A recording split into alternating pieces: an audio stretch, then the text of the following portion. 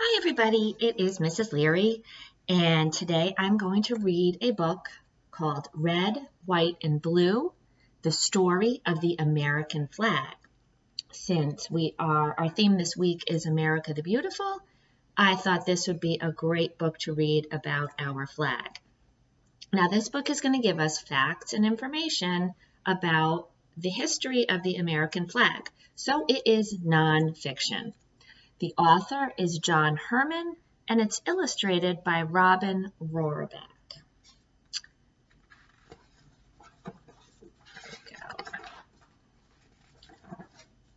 We all know the American flag. Its bright colors fly at baseball games.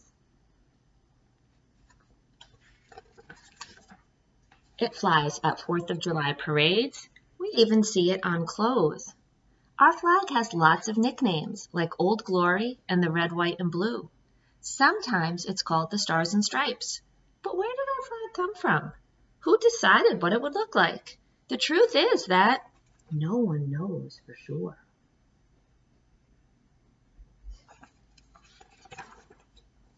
Back in the 1700s, America did not have a flag. It didn't need one. It wasn't even a country yet. It was just 13 colonies. The colonies belonged to England.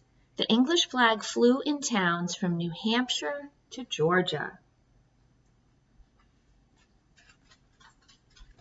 But as time went on, the 13 colonies didn't want to belong to England anymore. Americans decided to fight for their freedom. A war began. It was the American Revolution. Now a new flag was needed.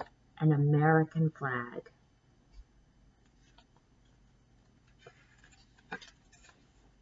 Who made our first flag? Some people say it was a woman named Betsy Ross. Maybe you've heard of her. Betsy Ross owned a sewing shop in Philadelphia. She was famous for her sewing.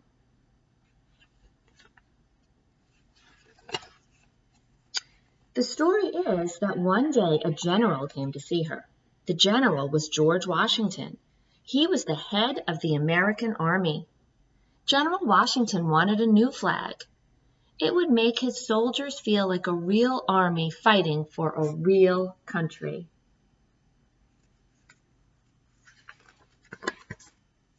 He wanted Betsy Ross to make this flag. He drew a picture of what he wanted. Betsy Ross made some changes. Then she showed the picture to General Washington. He liked it. Betsy Ross sewed the flag, and that was the very first Stars and Stripes.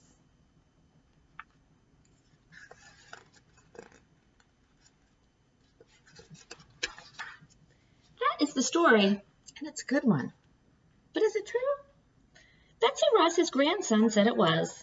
He said that Betsy told him the story when he was a little boy, and she was an old woman of 84. But there is no proof for this story. So what do we know for sure? We know that during the Revolution, the colonists used lots of different flags. But once the colonies became the United States of America, the country needed one flag, the same flag for everybody. So on June 14, 1777, a decision was made. The flag was going to have 13 red and white stripes. The flag was also going to have 13 white stars on a blue background, one for each of the 13 colonies. Now the United States had a flag. Congress had picked the colors and the stars and stripes, but Congress did not say where the stars and stripes had to go, so the flag still did not always look the same. People could put them anywhere they liked. Sometimes the stripes were up and down, like this.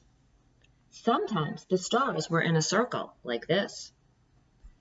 But nobody minded. Up and down or side to side, the stars and stripes still stood for the United States.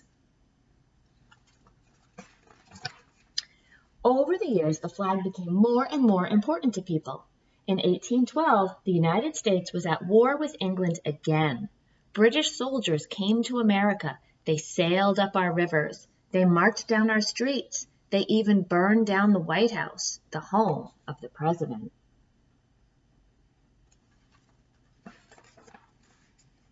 One night, on the night of September 13th, 1814, British soldiers bombed a fort in Maryland. All that night, a man watched the fighting. His name was Francis Scott Key. He was afraid. What if the American soldiers in the fort gave up?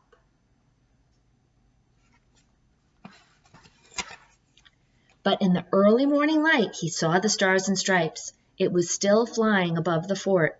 He knew American soldiers had won the battle.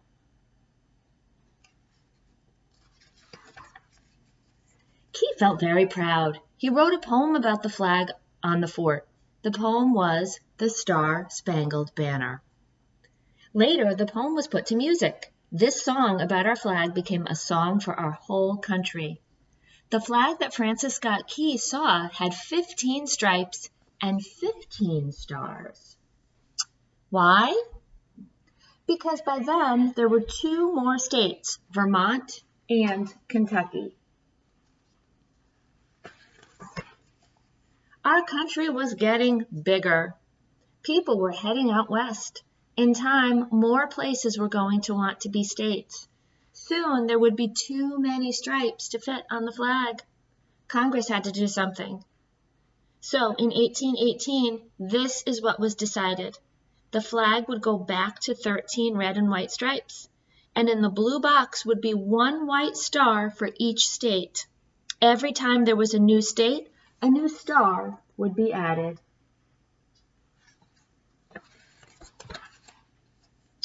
At last, the Stars and Stripes looked the same everywhere it flew. And Americans were proud of their flag. They took the flag with them as they moved west. The flag crossed the Mississippi River and the great grassy plains and the Rocky Mountains. It made it all the way to California, right over here. More and more states were added to the country, and more stars were added to the flag. By 1837, there were 26 stars on the flag. By 1850, there were 31.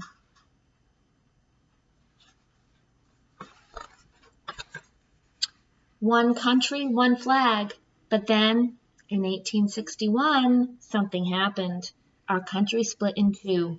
11 states in the South broke away from the United States of America. They started their own country. It was called the Confederate States of America. Abraham Lincoln was president of the United States. He said all the states had to stay together.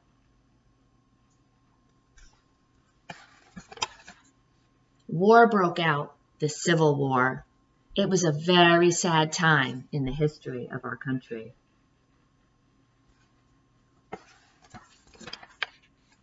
The 11 southern states stopped flying the Stars and Stripes. They had their own flag. In the North, some people wanted 11 stars taken off the Stars and Stripes, but Abraham Lincoln would not do that. He said the states would get back together. He was right. The Civil War ended in 1865. The North won, and the United States was one country under one flag again.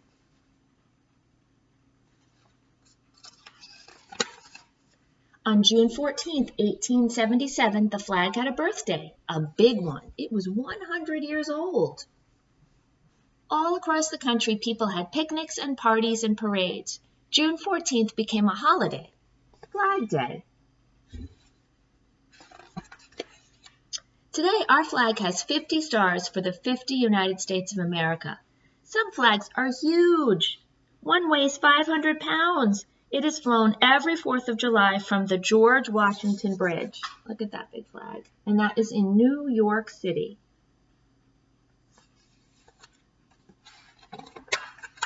The American flag flies in towns and cities from coast to coast. And that's not all. In 1969, 2 American astronauts were the first people ever to land on the moon. The astronauts took lots of moon rocks back to Earth. They also left something on the moon, the Stars and Stripes. And do you know what? our flag is still flying there today. So I hope you enjoyed that book. I hope you learned some new information about our flag and about a little bit about United States history. So what I'd like you to do is share your thoughts about the book on your class dojo or your class tag or your Google Classroom. You can write down some facts that you learned. You can draw a picture of the flag and just share any of your work. Just share any of your thoughts or share any of your drawings or work. I hope you enjoyed it, and I miss you, and I hope to see you all very, very soon.